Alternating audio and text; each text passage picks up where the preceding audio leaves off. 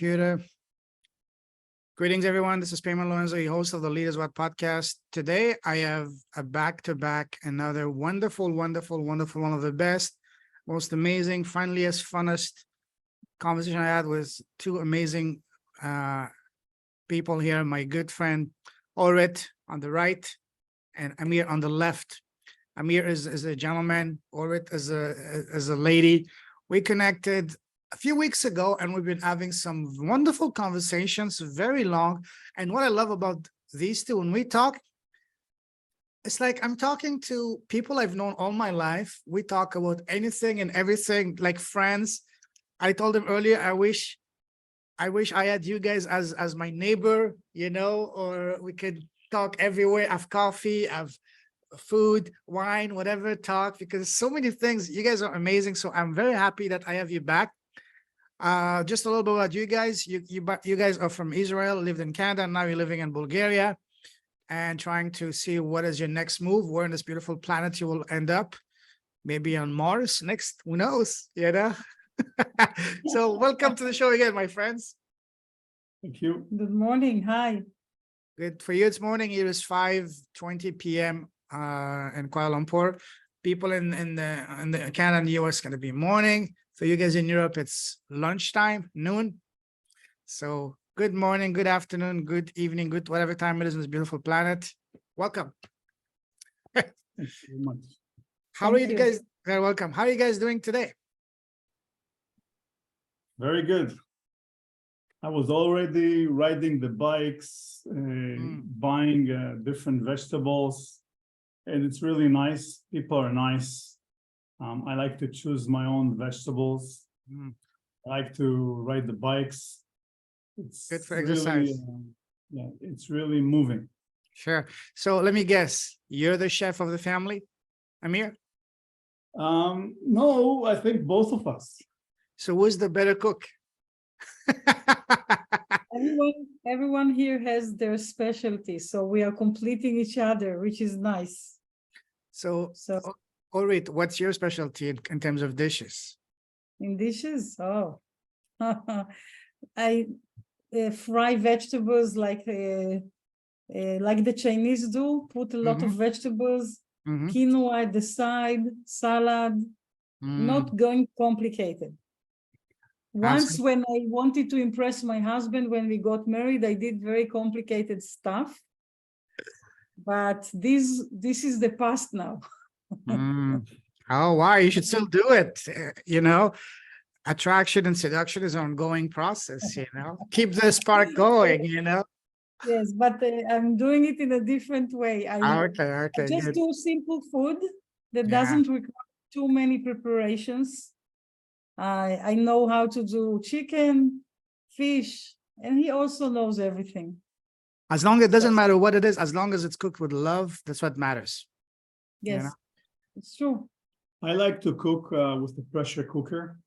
Okay. What's your favorite dish to cook, Amir? Like, believe it or not, one of my best thing is just to do chickpeas. Oh, I love chickpeas. I had chickpeas today earlier. Yeah.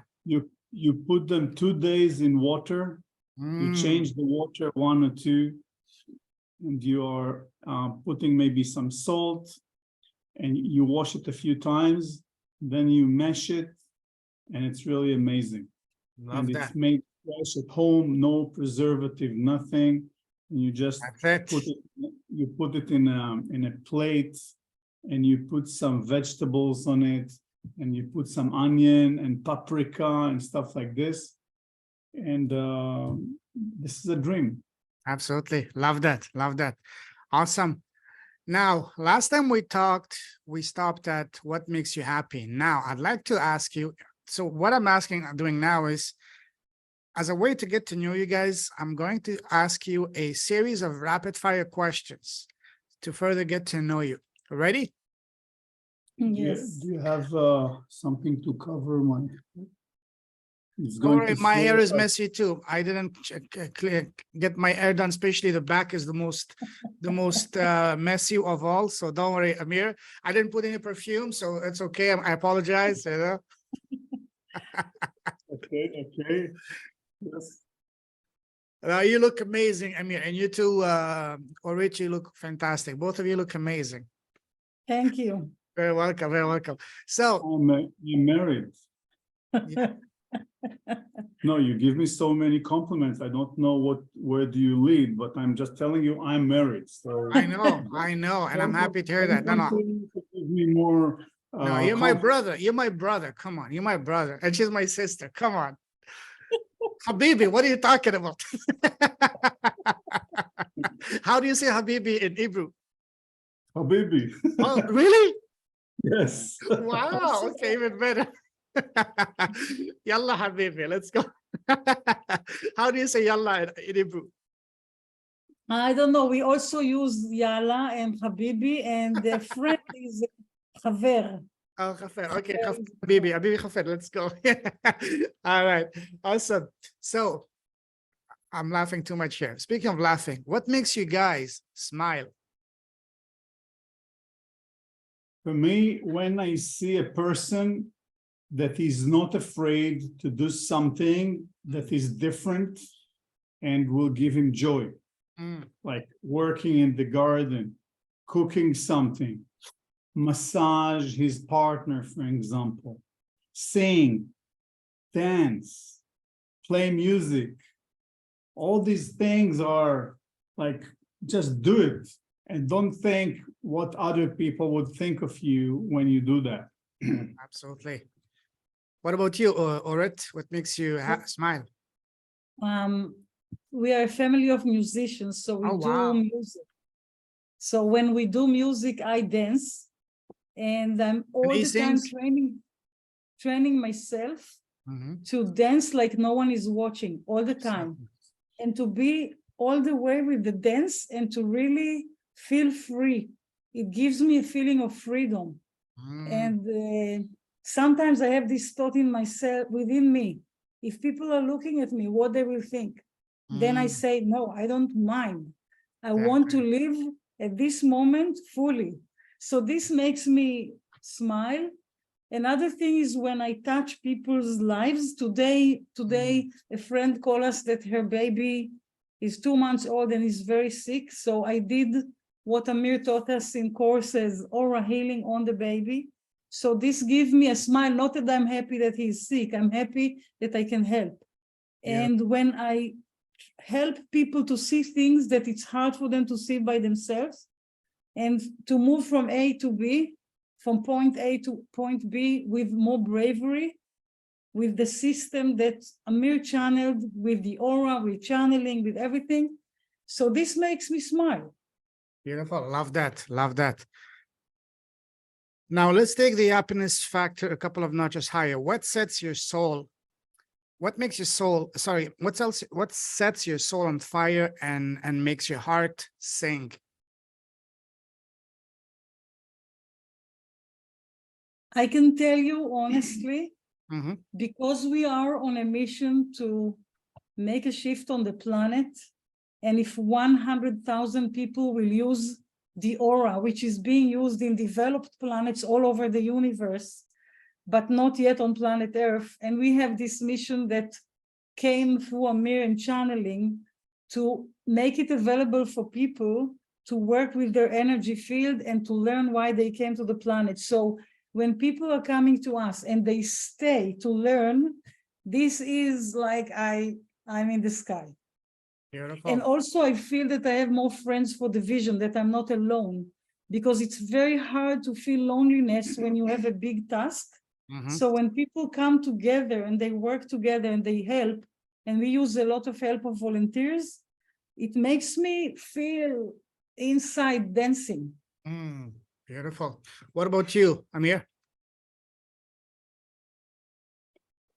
For me, when people are not afraid to touch things in their life and are really working to advance their life, they're working to make another person laugh, or they're touching each other, they hug each other, or they look at the positive things, or they think, hey, what can we do here that all of us could dance together or laugh together, or maybe do a piece of art together.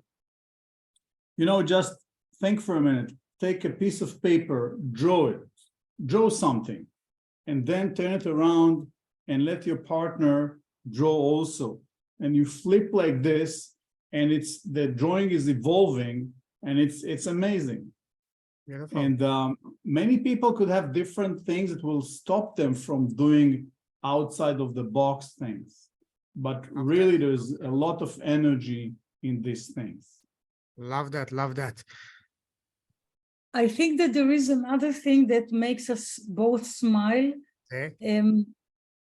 I think that when we help people that feel very lonely, that they will never find a life partner, and when we help them to find and enrich the relationships and build the foundation of the relationship, and then they create a family and they bring children and they're happier, this is where we feel that, okay, we did something here that is significant. Absolutely. That's a great, that's a great impact on people's life in a positive way. Beautiful. We're going to talk about that in a moment.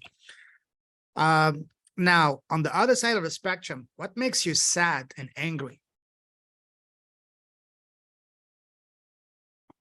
I think sad is when I see completely crazy competition between people where they say not good things about each other. They're willing to kill each other even.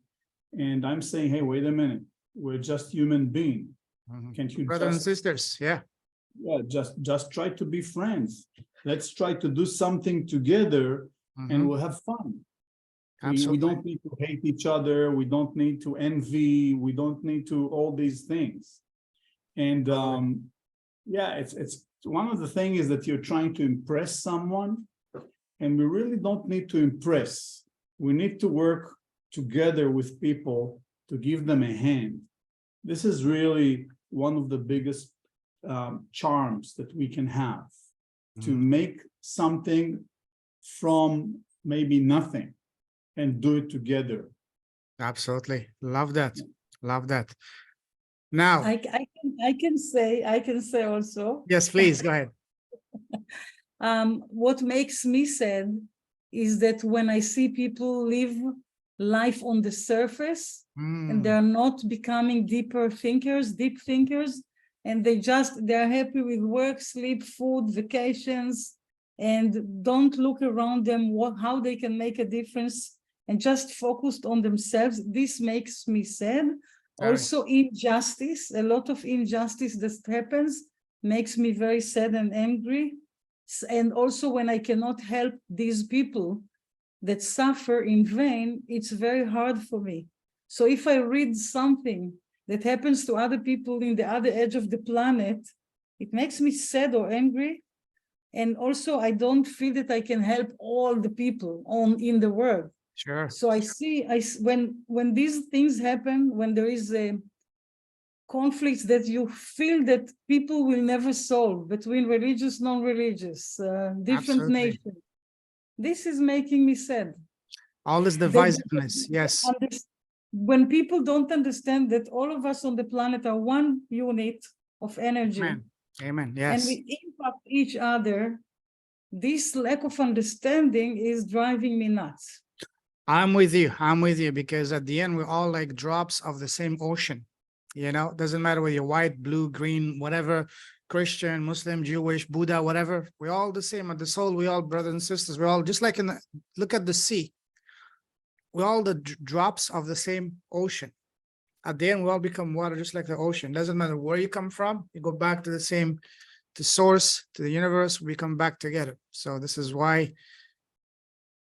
that's a different story, but this is why I was never religious, but I always believed in God. I'm very spiritual, because one quote I heard a long time ago, and it's a very powerful quote, is that religion divides, spirituality unites.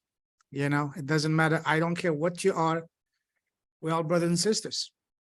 And I'm going to judge you just because you're this, or this. I don't label you, you know, open mind. Just like you said earlier, be kind, be friendly, be nice to each other. Amir, you said that, you know, and I'm the same. Always be kind, be happy, and be understanding, be patient. Sure, it's not easy all the time. We all have bad days, you know. Sometimes you're not in a good mood. But that's when you have to be even more careful, because that's when you're in bad mood. You say something that you may regret that you don't mean. So we all, it's a journey. Life is a process. Life is a school. So that's beautiful. Yes. I like how this has started. Now, you guys love traveling, right? Not so much. Not so much. We were 40 years in Israel, 23 years in Canada. And just recently we moved a bit, and we will see. Beautiful. When we are moving, it's hard. It's preventing us from being with people, to work with people, to answer their questions, to develop something with them.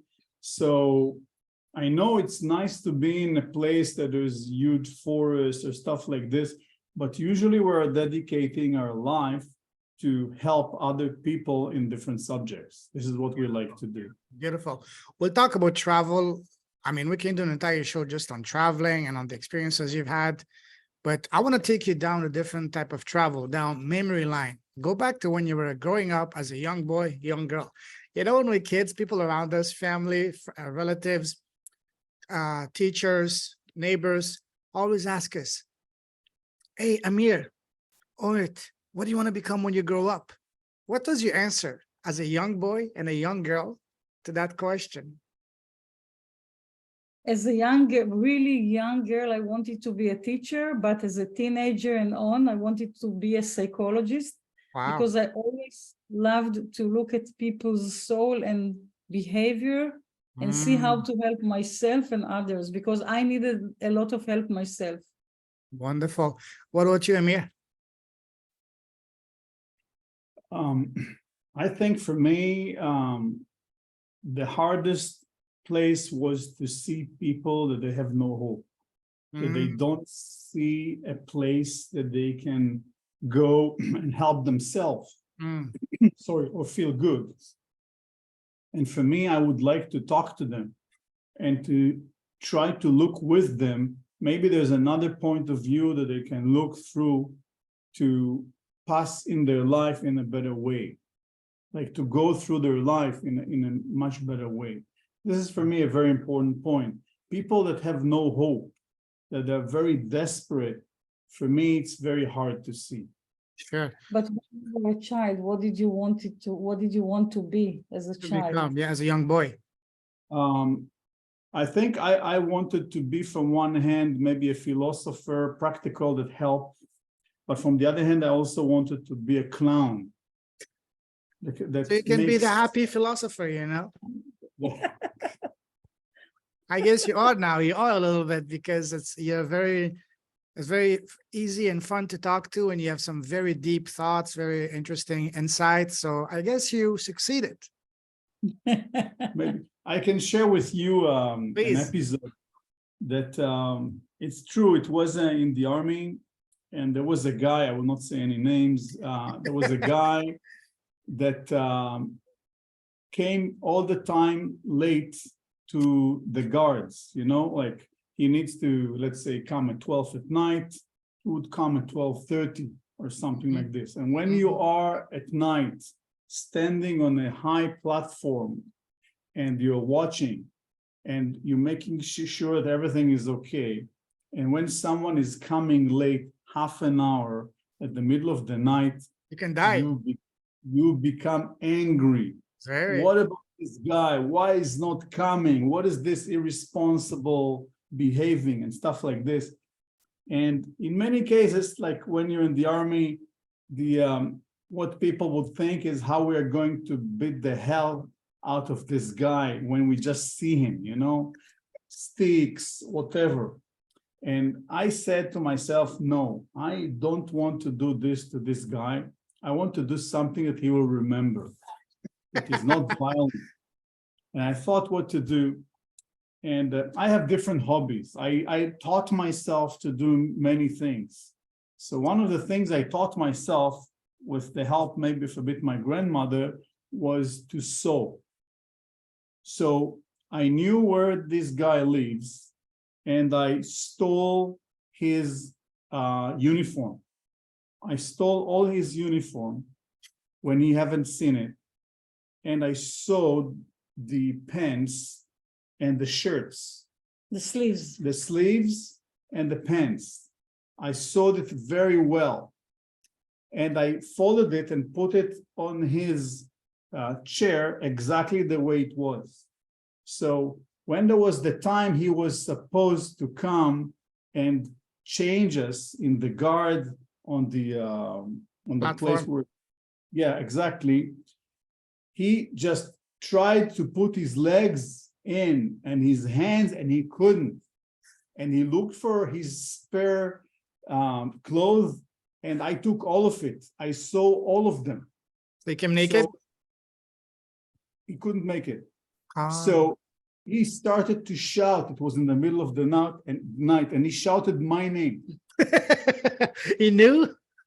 He knew that I may be the only one that can do something like this. He shouted, Cooper! Cooper! Anyway, he was in trouble with the commander. Sure. Because it took him time to open the stitches and stuff like this. Sure. But this was the last time ever that he came late when he was supposed to come on time. So you, because when you're late at 1 o'clock or something, and someone needs to exchange you, and you're not coming and you're tired, it's not easy. So yeah. I was very happy that I found a solution that was not violent. Because usually what will happen in cases like this, you will beat the hell out of all the units coming, beating the guy that he will learn a lesson. I didn't like it. So he learned not to come late, because Cooper is going to sew his clothes again. So did you get a medal from your commander? I don't think so. But you get a stick. All the unit felt much better that we don't need to use violence, and he learned his lesson. Do you know why he was always late? I'm not sure. Okay, no worries. Awesome. Now, let's stay back to when you were kids growing up. What was your relationship with school? Did you love school or did you hate school? I had, it was both. I had some teachers that I hated them, and I think they thought I'm completely retarded. No, seriously, because I was dyslexic. They didn't, at the time, I didn't know what is dyslexia. They maybe didn't know what it is. What they knew, that I cannot read and write as I should, as a regular student.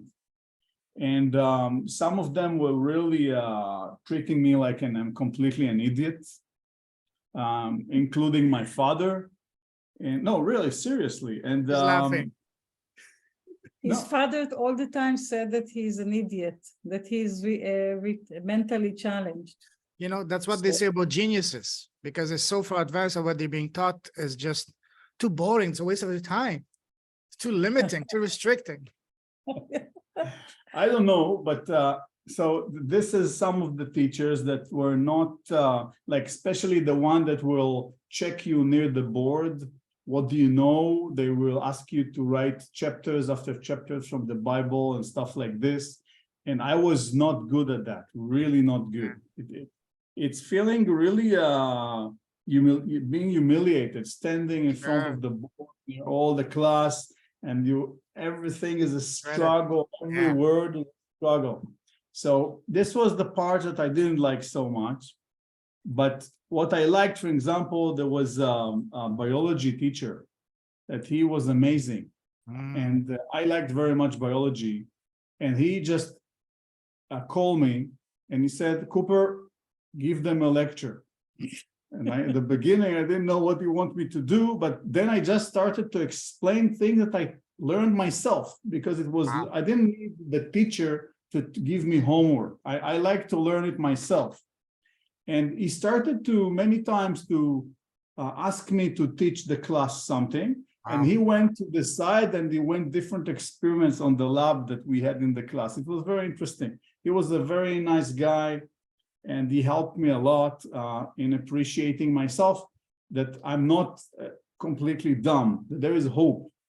Yeah. So did you want to become a doctor and pursue studies in medicine? Did you want to become a doctor and pursue maybe become a field in medicine? I wanted, but it was very hard with the dyslexia that I have. It's my grades were not good enough for that. So, but it's okay. I continued and I helped people in different areas. And this is for me the most important thing, not it has to be medicine. Yeah. Absolutely. What about you, Orit? In the first 4 years, I was loving school because it wasn't like a difference from my home. I was growing in a bit of a tough home with a lot of violence between my parents. And it was good for me because the teacher was very motherly, and I liked to learn everything that I could. Afterwards, things changed and I didn't like it so much. And I remember in grade 11, I'm sitting in the class a bit bored, and I'm saying they're wasting my time, and I'm going to change the system when I'm growing up. This is what I remember. This system will not stay if I will have the power, because I felt that something is wrong with the system, the way they teach. And I was learning a lot by myself after school, reading many books, learning, going to places to learn stuff, because I felt that they are just very boring. And I saw teachers that are just don't teach well and not interesting and very boring. So it was a bit of a nightmare. Not all of them were like this, but most of them. Some teachers were nice. So at the end, I didn't like school, but I learned in university, thinking that in university it would be more interesting. So in a way it was more interesting, but not what I thought. I learned psychology and anthropology and sociology. And yes, it was, but it was nicer than high school. So. Sure. Speaking of high school, imagine that we were in the same class in grade 10, 11. What kind of students were you? Were you the shy type, the quiet one? Were you the nerd one, the chatterbox that never stops talking, the life of the class, the superstar athlete? What kind of student were you back then, both of you, in high school, if you were in the same class? I was quiet. I was volunteering to do things, but I was mostly quiet and had my girlfriends. There were lots of cliques in high school. Sure. So I was not in the elite. I was aside. The elite, what was considered back then. I didn't have a lot of self-confidence. I had to, through life, I had to work on myself and be more confident with learning tools, how to do it. So, sure. So I was quiet. Awesome. How about you, Amir? I don't know. I don't know if it was an easy childhood from the point of view that my mother, for many, many years, since about I was 10 and even before, she was very sick. And there's a big gap between my two other brothers and me. I was way smaller, and they left the house. So I was mainly with my mother and me, and my father from time to time, he was working. This was very tough time. My mother had cancer, and he was depressed. She couldn't walk. She couldn't work. And she used to be a very active person. Sure. So this was very hard. On top of it, that my father really didn't appreciate me. So this was not fun, because when my mother was sick, there was no one to cover me or try to say good things. But what's maybe good that my father was not also too much at home. And what I think saved me, that I was in a youth movement, and I was a guide there, and I was a member there, and I was doing many things there, including organizing different events. And this really saved me, and it's helped me to develop through the years. Absolutely. Interesting. It also happened to me. I was also going to a youth movement. Back then, it was very normative in our times, and we didn't have cell phones. So it was a lot about youth movement. And I was also a guide. So I think that this saved me as well. Absolutely. This is something maybe really I'm recommending, I think my wife also, to be a member in a youth movement and try to do good things to other people, help other families, help other kids. Absolutely. Tutor or something. You don't get any money for that, but your heart is happy. You're helping another human being. It's a big thing. So this is a thing that I'm suggesting, because there is countries that there's nothing like this. They don't have youth movements. They don't have this kind of things. So this is something that I really appreciate, and I'm suggesting and recommending to me members in a youth movement. See, I went to high school in Canada, and I don't recall anything like this in Canada. So, or maybe I went, maybe there are, but I wasn't aware of. But that's a beautiful suggestion, because it teaches a lot of valuable life skills, like, for example, compassion, caring, helping, doing good, serving. These are things that will help you later in your life, in your personal life, in your business, in your professional life, in anything you do. So that's beautiful. That's beautiful. Thank you for sharing that. So back in high school, were you guys, you, Amir, were you popular with the ladies? And you, Omet, were you popular with the boys? I was not popular with the ladies. I was very much in the side. Maybe the only places where I was a bit more in the center when I was doing different jokes or doing organizing different events with contribution. But I was not the guy that would dance all evening. I would not do many things like this. No. Okay. And only after high school, actually after the army, I bought myself an harmonica, and I taught myself to play because my father didn't agree that this will happen in the house. It's interfered him, the noise, and other members didn't like me doing it. So, and this brought a lot of happiness through the years to many people, because I created a band with my family. We even created an album CD, nice, that we created the music and the words, everything together, and it's really nice. Beautiful. And beautiful. This is something that brings a lot of happiness when when you see a kid that have tears, and you take harmonica out and you start to play music, and you see like suddenly they are looking surprised and they stop crying. This is small things that we could do to help kids, to help parents. And I always have a balloons in my bag. Oh, that's sweet. That I give to parents. I learned to give it to the parents, so they decide in what conditions they give it to the kids. That's very smart. It's very smart. Yes. Very nice. Beautiful. What about you? Interestingly enough, I was very much aside and had lack of self-confidence. But when I became a guide, they chose me to be one of the guides in the youth movement.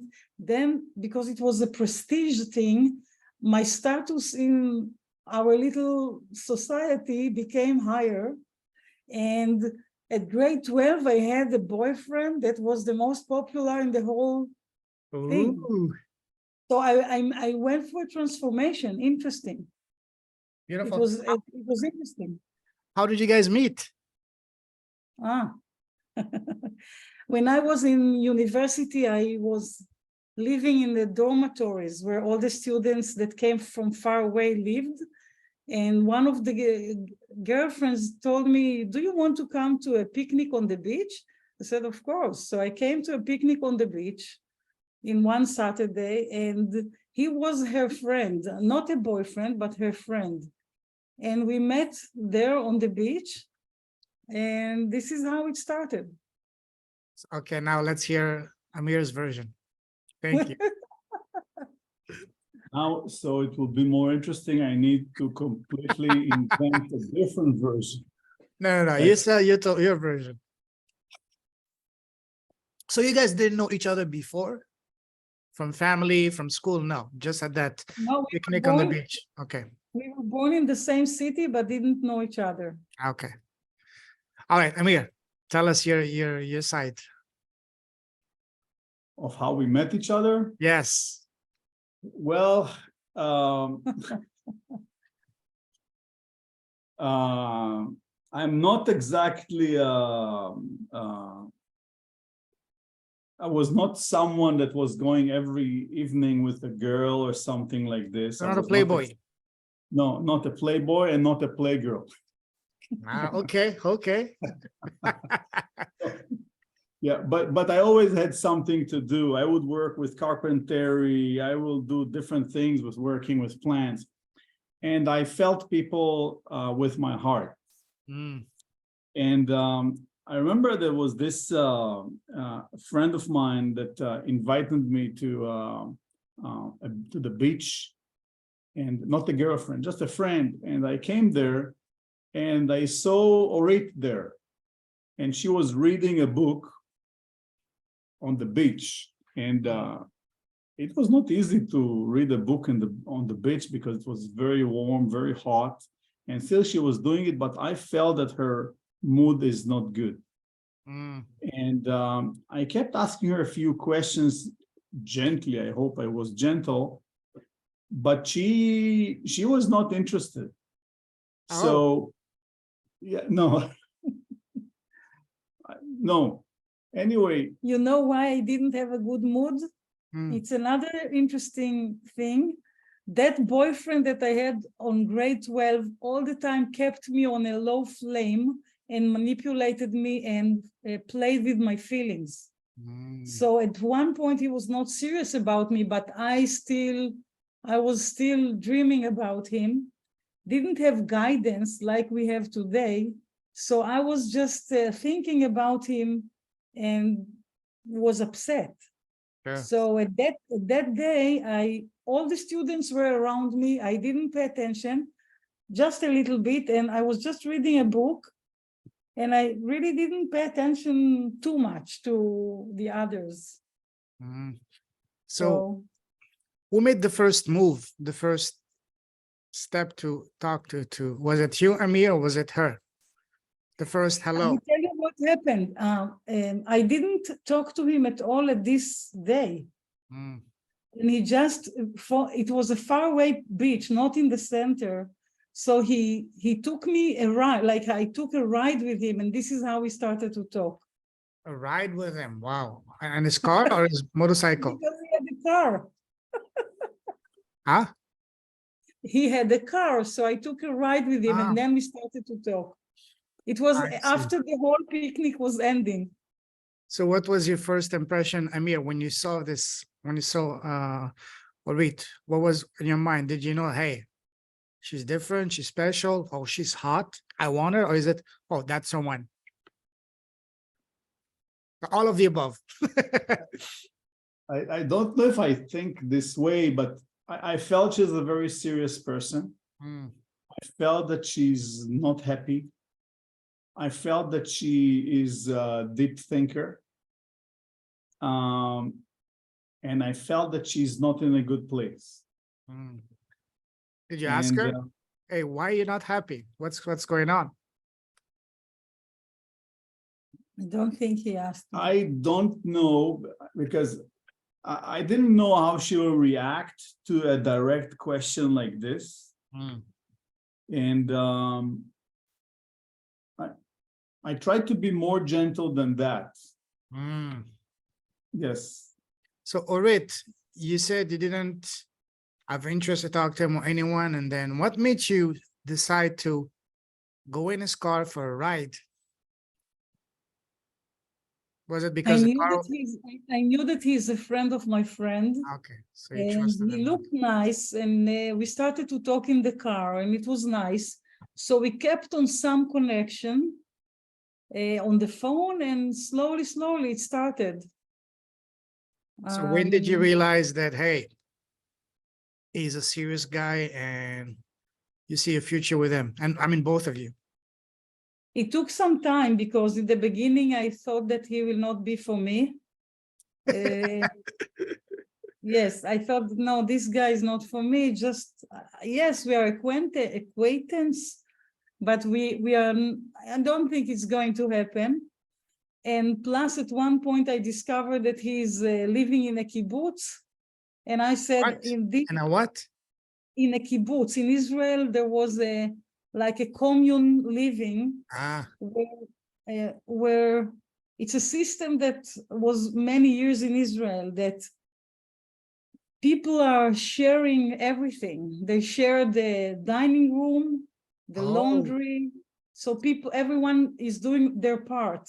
Like a communal, like the Amish are doing now in North America, for example. Maybe.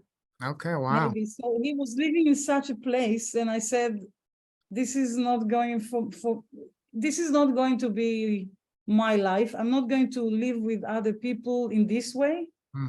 I didn't think it's a place for me. I wanted to be more independent and more free. Sure. Because if you wanted to go for a trip, you need to wait. You need to set up a time, and then in such and such a date, you will get a car to use. I said, no, it's not going to be my life. You have to ask permission, just like at the work? Not permission, but you need to be in the waiting list. So you have to book a time. Wow. Because you share everything, and everything is helping everyone. You get a lot of help, but you also share everything. So I said, okay, Orit Cooper, I mean, back then I was not a Cooper. I said, it's not going to work. But at one point, something happened, and I invited him we were already boyfriend and girlfriend, and I invited him to live in my apartment. And this is how it started to be more and more serious. And I proposed him. You proposed? Holy wow. Is that common? Is that common in Israeli culture, or because you're different, you're special? Not so common, but today maybe everything is changing in everywhere. But it was not so common. Usually it's the man who proposes, but the woman that proposes, that's unique and very refreshing. Yes, I wanted to create a family. I was already 27, and I thought, well, I should talk to him about it, because it doesn't seem that he is bothered from this. So, and I don't know if I was bothered or not bothered. I think I was very much afraid. Really, because I don't think that the relationship that my father and my mother had were a good relationship. And I didn't know if I'm good enough to develop something better. And this is a place that I've been there, I think, always, some place that I'm trying to check where I am and to be very careful if things are not going to work well. So this is also, for example, the same thing happened like when Orit became pregnant for the first time. Both of us went to study in a school for parenting, how to be a parent. Yeah. And we did it. We were the only one that did not have a child when we were in school. All the others have already children. So, and we learned, we got different ideas how to be with the kids, how to educate them and stuff like this, because we were trying to do less mistakes, because we had a feeling that what we have seen in our houses, in her house and in my house, was not a good direction. Mm. Yeah, and And this is yeah. part of the reason why we do, because he's a channeler and we receive a lot of information that is more innovative. We are also doing parenting courses. Wow. From time to time. Beautiful, beautiful. We're going to talk about. I never thought I will exist in relationship 37 years. So But Amir, this, when did you realize that, hey, she's different? Maybe she's the one.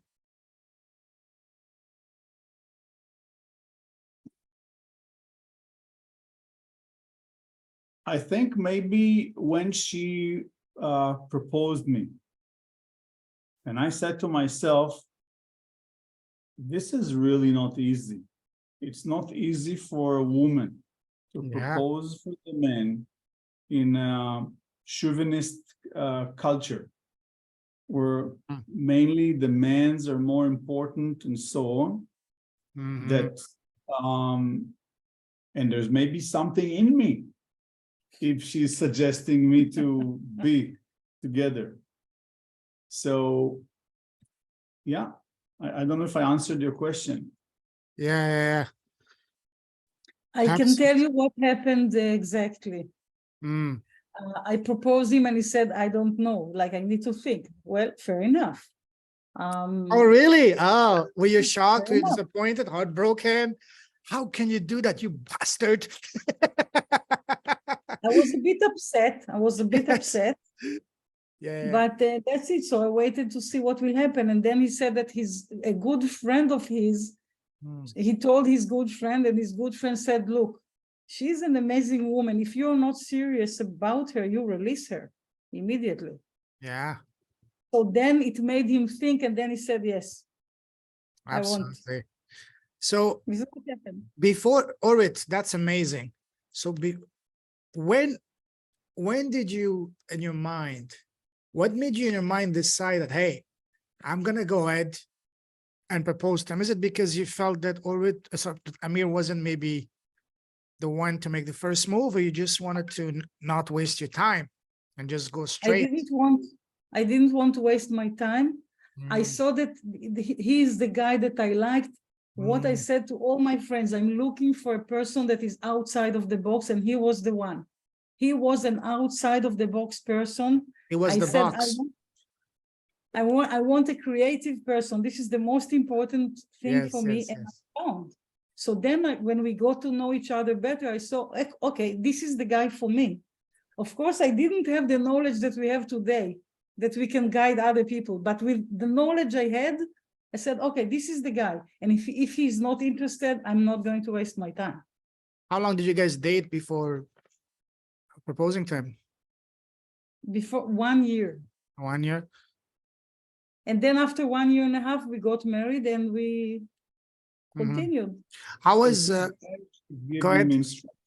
Sorry? And since then, she's giving me instructions. Okay. All right. It takes two, it takes two to tango, you're the box, she's the driver, So how was the reaction from both of your families when you told them, hey guys, we're going to get married? Did you, for example, you already, did you talk to your family before proposing to him, or that was just between, and when you No, they were not. They were not my spiritual guides or my emotional guides, my parents. They were very much aside in the picture. I just told them that I'm going to get married and that's it. They didn't have a lot to say. I didn't mind too much about what they were not against him, but they had nothing to say because they were simple people, and I led my life already the way I thought I should. So they were not a role model for me, and I couldn't consult with them, but it's okay. This is what happened. So when did you, the first time you introduce Amir to your family? Orit. Very like I introduced them after I proposed and we decided to get married. I introduced him. Okay. And what was the reaction?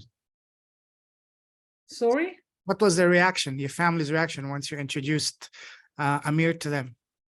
I think Yeah. that they were okay with him.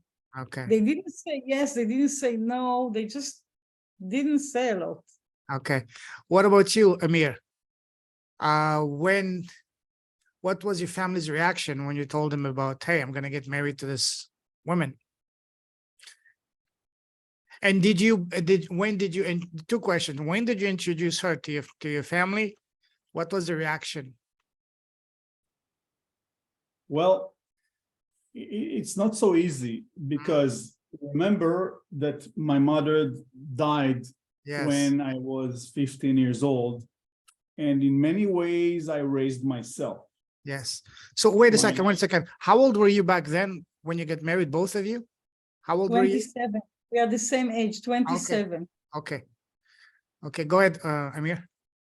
So I would say that quite a few people in my family were actually racists. Why? And yes, because Orit's color. No, it's not the color. It's that my parents came from Iran, and in Israel back then, there were Iran was not a high status. There were the people that came from Europe were feeling that they are on a higher status, and people that came from Asia were on a lower status. So it didn't matter that I'm have a degree in university and all of this, and I'm doing good things. I know that his father, one day before the marriage, told him, "Why do you bring this woman to our family?" Really? And he didn't know me almost at all. It's just that what he looked at was external thing. He didn't look at my soul, who I am. It's just that because my parents came as teenagers from Iran to Israel. Sure. This was the matter, that the nationality of my parents. Yeah. So this is, but Amir didn't pay attention to this. Sure, absolutely. There was other remarks from some other people that maybe she doesn't look good, maybe she's retarded. No, I'm not joking. They said that. Wow. Yes. No, I will explain. His aunt looked at my fingers and she said, because I have this finger that is a bit wide, I'm probably retarded. What? How did she come to that conclusion? We never knew, and it shows you, I think if you look at it from above, it shows you how narrow-minded people can become. Sure. Yeah. And if they are narrow-minded, it doesn't matter what they say, just that they don't speak. Especially back then. Yeah, back then. Yeah. There was no internet, it was a lot more difficult than now for people to come together and get to know each other. Yes, I can see that. Okay. Wow. What a story. What a story. So let's say that we chose each other. Yes. And this is what made it possible to happen. But there was quite a few people that were against this thing in the family. But both of us were strong enough to put this aside and to marry anyway. That's what matters at the end of the day. So, Amir, I don't have the same culture in Israeli culture. Do you, as a man, have to ask her father for her hand, permission to marry her? Like in some cultures? Not in our subculture. There may be religious people, but we are not religious people. Okay. So, Orit, do you speak Farsi? No, I understood it when I was a child, but not now. Okay. I see. Okay, cool. Now, I learned Arabic at school. I knew very well Arabic. Yallah Habibi, that's all you need to know. Yallah Habibi.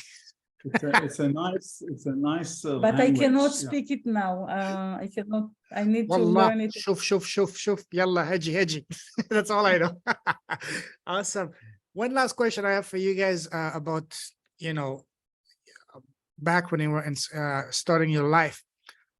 Do you remember what was your very first job and the first time you get paid? Do you remember how much it was for the very first time that you worked and how much you get paid for that first time?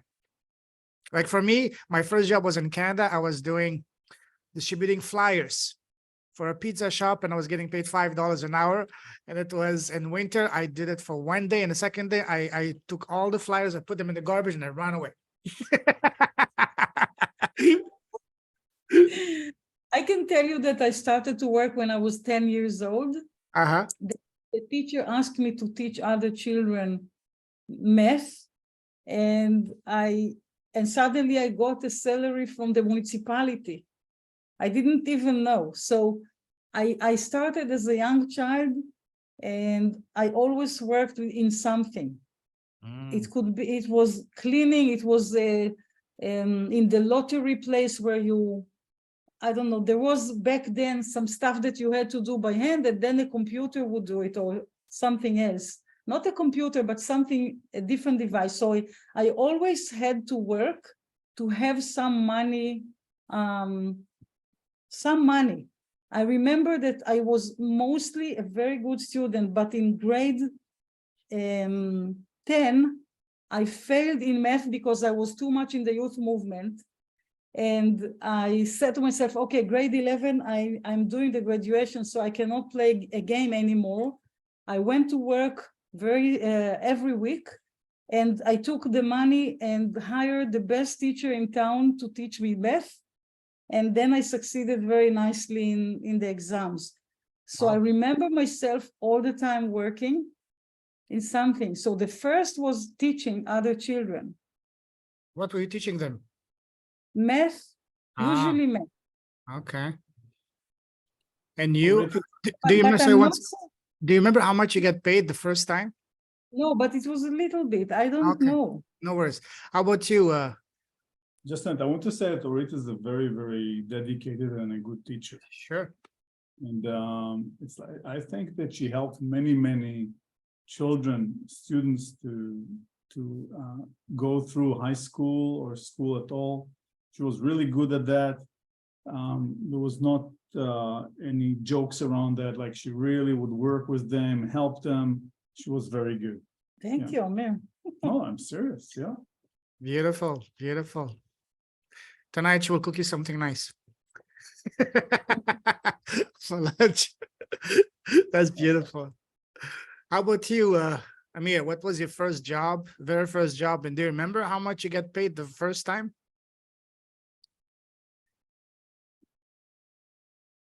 My first job, from what I remember, well, job with a salary.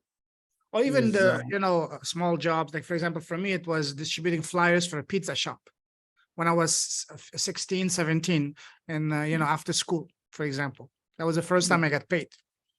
Yeah, I understand. I was organizing,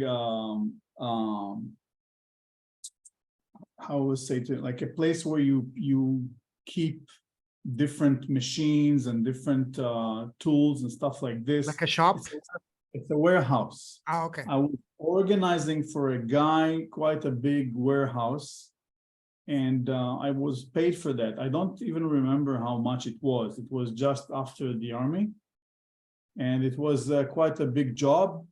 I had to hang myself there on the ceiling, and it was dangerous because I could kill myself there, falling down. And I was the only one that was working there. There was no one to catch me or to help me if something wrong went. Yeah, so, but it was nice. It was nice to organize the place that you suddenly can see, because this guy just did different work in houses, and they just throw everything that is left in this big place warehouse. So you couldn't walk in the place even without to get wounded or something. So I had to start from the beginning and organizing it. This was my first job. You remember how much you had paid? I think something like 600 for the whole job, not dollars. There was a shekel. There was an. How much is that in dollars, roughly, to get an idea? I think $250 today. So that would be for what? For 1 month, 1 week, 1 day, 1 hour? I would say, no, it's okay. It was, I think, for 3 weeks. Okay. For a student at that time. Yeah. Good. Awesome. Beautiful, beautiful, beautiful. We're talking about 40 years ago. Yeah. Sure. It's this is what I love doing is I love to get to really know your story, your background, so you can really get the better idea, better perspective on who you are. So I love this kind of conversation, you know. Awesome. Okay. All right. Wow. Awesome. What a story. What a story. I knew that my most trusted advisor, my little Pinky, told me that this would be a long series, but a beautiful, inspiring, amazing, enjoyable stories. Let's call it a day for episode 2. We'll do episode 3 next time shortly. And I can't wait for that. I salute you guys, both of you, Orit and Amir. Thank you for coming, sharing your story, especially your background, how you guys met. This is what I love to do, getting to know the people at the heart, getting to know them as a person, as a human being, as a man, as a woman, before the business people. Beautiful. And we're going to talk about your business, your impact, and the wonderful channeling that you're doing, Amir, next time on part 3. So in the meantime, I salute you, both of you. You're true leaders with a heart. Keep shining your light, keep blessing the world with your presence, with your impact, with your smile, with your channeling, with everything you do, with your jokes, with your outside of the box thinking, with your cooking, with everything. Stay safe, stay awesome. God bless you, and we'll talk to you again very soon. Take care. Bye-bye. Thank you. You're a wonderful host. Thank you. Thank you for what you. Pleasure's all mine, my friend. Pleasure's all mine. Thank you. So